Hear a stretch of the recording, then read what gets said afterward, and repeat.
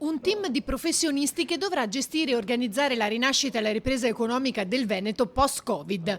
A Palazzo Balbi il presidente Zaia ha presentato il Comitato Tecnico Strategico di Veneto Sviluppo, la finanziaria della regione che da quasi 40 anni è accanto alle aziende del territorio per supportarne proprio la crescita. Come accade ad esempio nella sanità, ci sono gli scienziati che danno la direzione, ovviamente danno le linee guida, dopodiché sta a noi, confrontandoci con gli operatori economici, decidere quale intraprendere. Il CTS dovrà essere la guida, lavorando con una visione a 10-15 anni per trovare i modelli di sviluppo adatti. Se noi volessimo mantenere i tassi di crescita visti fino adesso, dovremmo aumentare la produttività in modo esponenziale, cosa che francamente è molto difficile.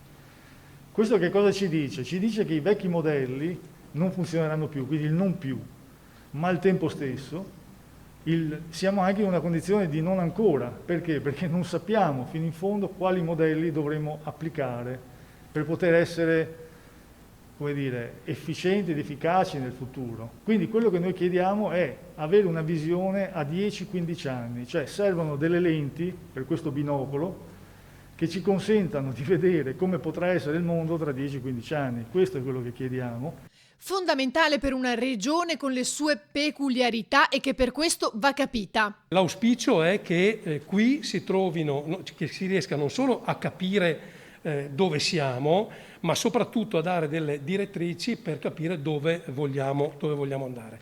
Il Veneto ha dimostrato in questi anni di avere una capacità produttiva davvero straordinaria. Abbiamo delle eccellenze meravigliose. Nel comitato anche il professor Giorgio Palù, virologo e presidente di AIFA.